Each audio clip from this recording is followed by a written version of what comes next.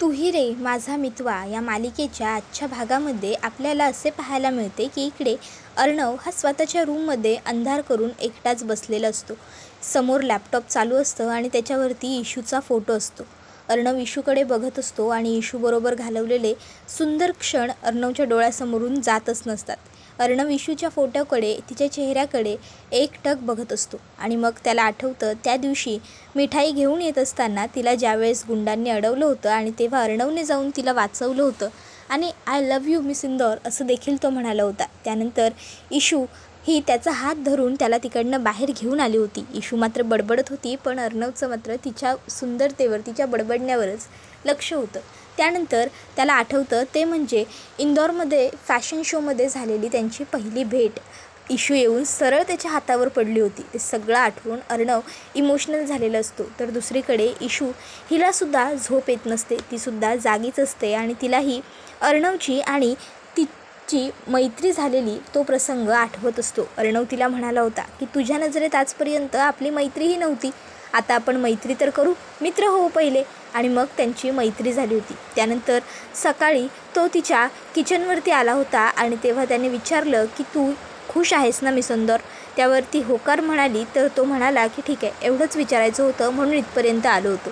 त्यानंतर ज्यावेळेस ते बेटावर अडकले होते त्यावेळेस इशूने त्याच्यासाठी पाणी आणलं होतं. सगळं आता दोघांनाही आठवत असतं. तर इकडे अर्णवला आठवत असतं ते दोघं जेव्हा बदलापूरला कामानिमित्त चालले होते त्यावेळेस रस्त्यात पाऊस पडला, ते दोघं भिजले आणि त्यांनी किती छान डान्स केला होता. तर इकडे लगेचच पुढे त्याला हेही आठवतं की इशू त्याला म्हणाली मी ह्या लग्नामुळे खुश आहे, आनंदी आहे. तर दुसरीकडे लगेचच आजीचं बोलणंसुद्धा अर्णवला आठवतं, मी तुझा आणि लावण्याचा साखरपुडा ठरवला आहे येत्या 2 दिवसांमध्ये. तर त्याला मामीचा आनंदी चेहरासुद्धा आठवत असतो. अर्णव विचार करतो, काय चाललं आहे माझं हे सगळं? का करतोय मी हे सगळं? कोणासाठी करतोय? कशासाठी करतोय? तर दुसरीकडे इशू ही सुद्धा उठून बसते. तिला झोपच येत नसते. ती विचार करते, क्या शुरू आहे मेरे दिल में? का समजत नाही आहे मला? काय होतं आहे माझ्याबरोबर? म्हणजे मला का माझ्या मनाला सतत सांगावं लागतं आहे की मी आनंदी आहे, मी खुश आहे? लग्नाला तर मी स्वतः होकार दिला आहे ना, स्वतःच्या इच्छेने. मग तरीसुद्धा हे सगळं हे सगळं घाई गडबडीत होतं आहे म्हणून माझ्या मनाला हे सगळं स्वीकारायला वेळ लागतो आहे का? असंच असेल. पण मला आनंदी नाही वाटत आहे आतून. मला सारखं स्वतःला सांगावं लागतं आहे इशू तू खुश आहेस म्हणून. पण नाही इशू, तू खरंच खुश आहेस. तुला करायचं आहे हे लग्न, मनापासून करायचं आहे. तू खुश आहेस हो ना इशू? तर दुसरीकडे अर्णव म्हणत असतो, मला हे सगळं करावंच लागेल. आजीच्या आनंदासाठी, मामीच्या आनंदासाठी, लावण्याच्या आनंदासाठी, त्या तिघींसाठी मला हे करावंच लागेल. आणि सगळ्यात महत्त्वाचं, मी हे कसं काय विसरलो की ज्यांच्यावर मी मनापासून प्रेम करतो ती लोक कधीच माझ्याजवळ राहत नाहीत. आता माझ्यासमोर चेहरा एकीचा असेल आणि मनात दुसरी, पण मला हे सगळं करावं लागेल. आजीच्या आनंदासाठी मी हे सगळं करेन. आणि तसंही मिस इंदौरसुद्धा लग्न करतेयस ना, तीसुद्धा खुश आहेच की, मग मला काय हरकत आहे? असं आता अर्णव बोलत असतो. अर्णव कितीही कठोर वागण्याचा प्रयत्न जरी करणार असतो तरी त्याला जमणार मात्र नसतं, कारण आता त्याच्या डोळ्यातून सरळ घळाघळा अश्रू यायला लागतात आणि अर्णव हा शांत तिथेच बसून राहतो. तर आता इशूचीसुद्धा काही दुसरी अवस्था नाही आहे. अर्णवला मात्र खूप त्रास होतो या सगळ्या गोष्टींचा. तर इशूलासुद्धा या सर्व गोष्टींमुळे खूपच जास्त त्रास होतो आहे. अर्णव या सिच्युएशनवरती विचार करत असतो. हे सगळं नेमकं का घडलं, कसं घडलं यातलं अर्णवला काहीच कळत नसतं. अर्णव स्वतःला आणि स्वतःच्या नशिबालाच दोष देत असतो. तर दुसरीकडे इशूसुद्धा आता उभी असते आणि तिच्या डोळ्यातनं अश्रू येतात आणि तिच्या हातावर पडतात. इशू डोळ्यातलं पाणी पुसते आणि म्हणत असते, काय होतं हे सगळं? मला आनंदी का वाटत नाही आहे? काय चाललं आहे माझ्या मनात बरोबर? त्याबरोबर आता इशू पुढे म्हणते की काहीही झालं तरी मला हे लग्न करायचं आहे. मी मनापासून तयार आहे ह्या लग्नासाठी आणि मी खुशसुद्धा आहे. तर आता दुसरीकडे लगेचच अर्णवच्या साखरपुड्याची सगळी तयारी ही झालेली असते. गुरुजी घरी आलेले असतात आणि आता गुरुजींनी सांगितल्याप्रमाणे सगळी तयारी आजींनी करून ठेवलेली असते. आजी विचारते, गुरुजी तुम्ही आधीच सांगितलं होतं तशी सगळी तयारी करून ठेवली आहे, पण काही कमी पडत असेल तर सांगा. गुरुजी म्हणतात नाही, सगळं व्यवस्थित आहे. त्याबरोबर आजी लगेचच अंजलीकडे येते आणि अंजलीला म्हणते, काय गं अंजली, अगं जरा चेहऱ्यावरती हसू आण, तुझ्या भावाची चहा पाणी आज, त्याचा साखरपुडा आहे. त्यावर मात्र आता अंजली काहीच रिॲक्ट होत नाही, ती गप्प बसूनच राहते. त्यावर आजी म्हणते, हो तू माझ्या टीममध्ये नाही आहेस ना, बरं तू खूप छान तयारी केली आहेस असं त्या मामाला म्हणतात. त्याबरोबर मामा म्हणतो, हो तुझे आदेश होते ना आई, मग करावी लागली तयारी. त्यावर आजी म्हणते, हो तू सुद्धा हिच्याच टीममध्ये आहेस नाही का, मीच वेगळी आहे. बरं आकाश बाळा, तू आहेस ना कॅटरेसच्या कॉन्टॅक्टमध्ये. हे बघ, जेवण आपल्याला वेळेवरती यायला हवं हां, जेवण सगळं काही छान उत्तम असायला पाहिजे. लक्षात राहील ना तुझ्या, कॉन्टॅक्टमध्ये राहा त्यांच्या बाळा. त्याबरोबर आकाश लगेचच आजीला म्हणतो, हो आजी आहे मी कॉन्टॅक्टमध्ये त्यांच्या. आजी सांगते, वेळेवरती जेवण यायला हवं, छान. त्याबरोबर आकाश सांगतो, हो आजी वेळेवरती येईल जेवण आणि व्यवस्थित जेवण येईल, मी आहे त्यांच्या कॉन्टॅक्टमध्ये, you don't worry about it. त्याबरोबर लगेचच इकडे अविनाश म्हणत असतो, जावई बापू कुठे आहेत अंजली, अजून ते कुठे दिसत नाही आहेत म्हणून विचारतोय. त्याबरोबर लगेचच अंजली म्हणायला लागते, मामा येत आहेत, ते आवरत आहेत आणि येत आहेत म्हणाले. त्याबरोबर मामा म्हणतात, अच्छा ठीक आहे. तर आता इथे लावण्या छान तयार होऊन आलेली असते. तिने मस्त गुलाबी रंगाची सुंदर साडी, त्याच्यावर लाईट मेकअप आणि मिनिमम ज्वेलरी घातलेली असते. आणि हे सगळं बघून लगेचच मामी म्हणते, अय्या आई, अहो आली बघा तुमची होणारी नाचसून. त्याबरोबर आजी लगेचच लावण्याकडे बघतात आणि सुंदर नटलेल्या लावण्याला बघून आजीसुद्धा खुश होतात. आजी म्हणत असतात, वा लावण्या, खरंच बेटा खूप सुंदर दिसतेस, अगदी तुझ्या नावाप्रमाणे छान, अगदी उठून दिसतेस तू. त्यावर लावण्या म्हणते, थँक्यू आजी, नमस्कार करते आणि मग लगेचच ती खाली वागते आणि आजींना नमस्कार करते. आजी म्हणत असते, लावण्या खरंच खूप गोड दिसतेस बाळा तू, खूप क्यूट. त्याबरोबर लगेचच आता इथे मामीसुद्धा म्हणायला लागते, हो खरंच गं, खरंच लावण्या खूप सुंदर दिसतेस बाळा तू. लावण्य लगेचच मामींनासुद्धा नमस्कार करते. तर इकडे आता राकेश हा फोन करत असतो सतत त्याच्या नकली मामाला, पण तो काही फोन उचलत नसतो. आता इकडे राकेश मनात म्हणतो, हा मास्तरुड्या फोन का उचलत नाही आहे, कुठे अडकला हा म्हातारडा ठेरडा. तर आता लगेचच मामी राकेशला हाक मारत म्हणते, बाप रे, आमचे जावई बापू आज चक्क घरात आहेत, ते सुद्धा वेळेवर, कोणतंही काम आहे असं न सांगता. त्यावर राकेश म्हणतो, पोहोचला मामी, तुमचा टोमणा माझ्यापर्यंत पोहोचला, पण आज का टोमणे मारताय, आता तर मी घरात थांबलोय वेळेवर असं म्हणतो. त्याबरोबर लगेचच मामी म्हणतात, अहो जावई बापू, टोमणा कुठे मारते मी तर खरंच मनापासून तुमचं कौतुक केलं की आज तुम्ही वेळेच्या आत घरात आहात म्हणून, असं नाही तेव्हा काम आहे असं म्हणता ना. त्यावर लगेचच राकेश म्हणतो की नाही हो मामी, तसं काही नाही आहे, मी आहे आज. त्याबरोबर पुढे लगेचच मामा म्हणतात, मामावरून लक्षात आलं लावण्याचे मामा मामीच येणार आहेत ना मग. त्यावर लावण्या म्हणते, हो माझा मामा मामी वेळेवर येतील, तुम्ही काळजी करू नका काका. त्याबरोबर लगेचच पुढे आता राकेश विचारतो, आजची एंगेजमेंट वेळेवर होणार आहे ना. त्याबरोबर मामा लगेच म्हणतो, का तुम्हाला कुठे बाहेर जायचं आहे का कामानिमित्त जावई बापू, कुठे काम आहे का तुमचं. त्याबरोबर लगेचच राकेश म्हणतो, अहो नाही हो मामा, मला कुठे बाहेर जायचं आहे, मला कुठेच नाही जायचं, मी तर चहा पाण्याचा मुहूर्त चुकू नये ना यासाठी बोलत होतो, बस बाकी काही नाही, मला कुठेच नाही जायचं.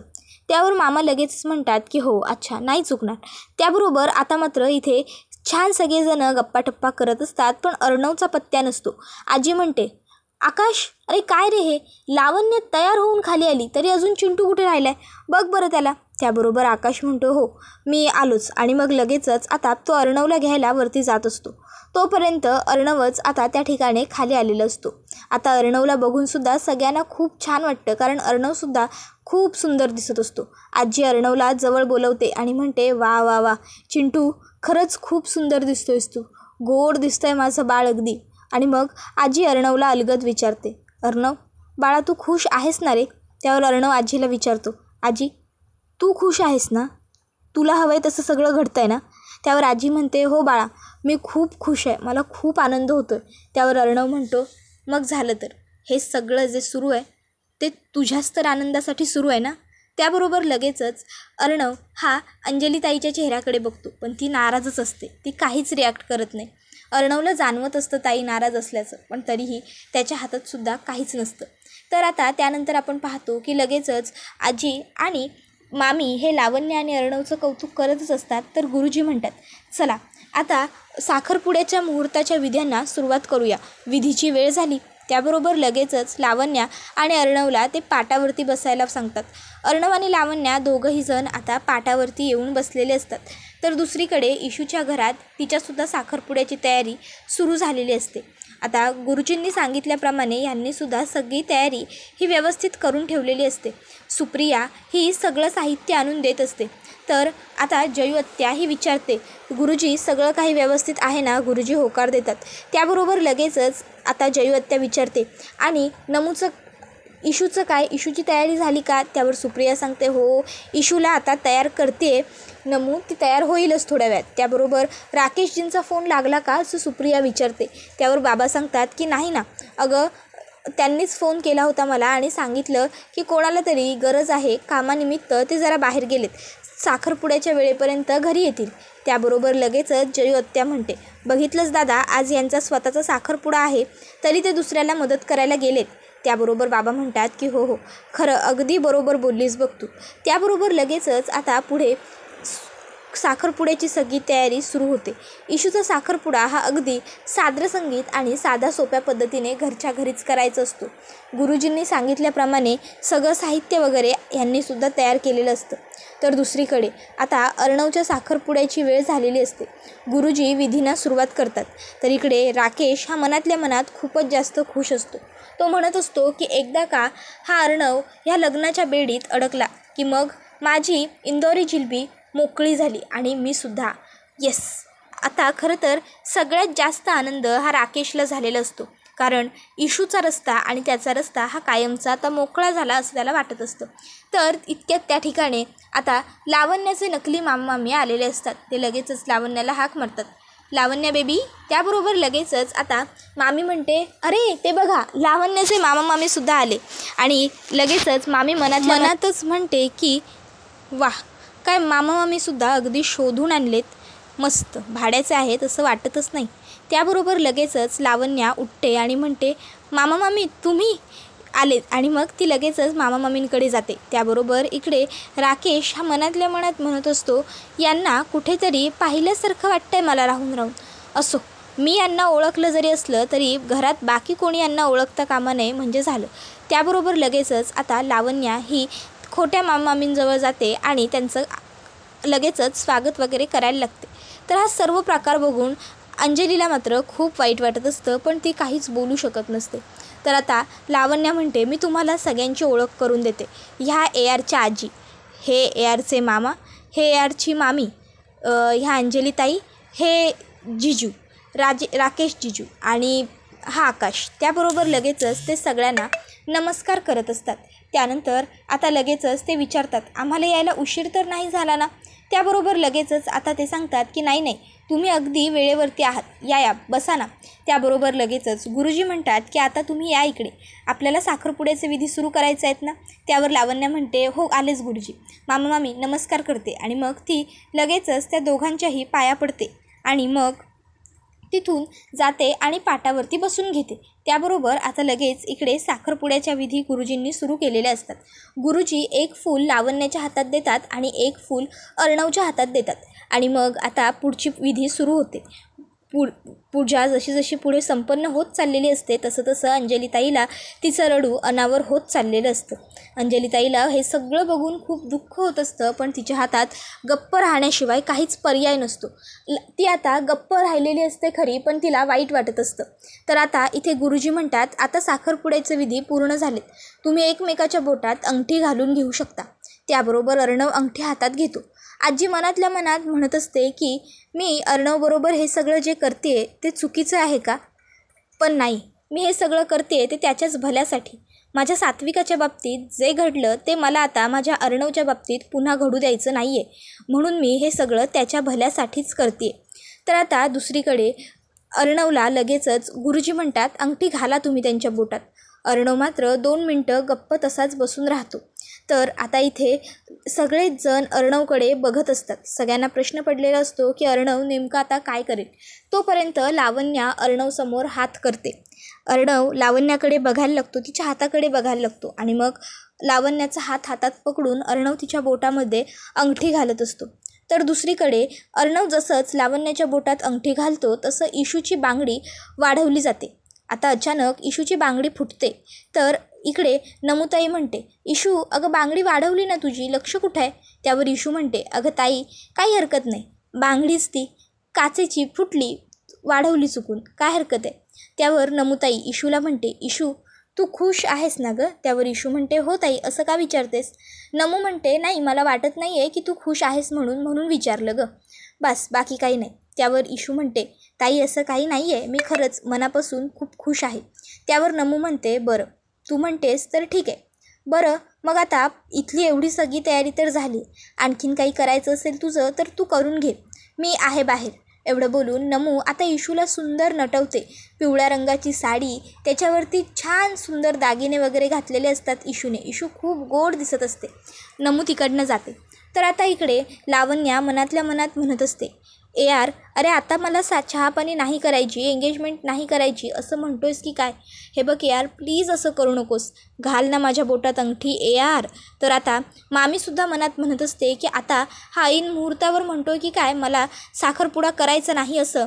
अरे अर्णव घाल तिच्या बोटात अंगठी. तर इकडे आता राकेशसुद्धा मनात म्हणत असतो, आत्ता मध्येच म्हणतोय की काय मला नाही करायची म्हणून एंगेजमेंट, अरे घाल तिच्या बोटात अंगठी. आता लगेचच अर्णव हा आजीकडे बघतो, 2 मिनटं लावण्याकडे बघतो. तर इकडे मामा मनातल्या मनात म्हणत असतो, अर्णव नको करूस ही चूक, नको घालू लावण्याच्या बोटात अंगठी, आई अगं थांबव हे सगळं. तर आता इकडे मनातल्या मनात अंजलीताईसुद्धा हीच प्रार्थना करत असते की नको व्हायला ही एंगेजमेंट. तर दुसरीकडे इशूची तयारी झालेली असते, पण इशूलासुद्धा अस्वस्थ वाटत असतं. तर आता इकडे अर्णव फायनली घालून घेतो लावण्याच्या हातामध्ये एंगेजमेंट रिंग आणि मात्र इकडे आता लावण्या खूपच खुश होऊन जाते. सगळेजण टाळ्या वाजवायला लागतात, पण मामा, अंजली, आकाश यांना मात्र फारसा आनंद झालेला नसतो.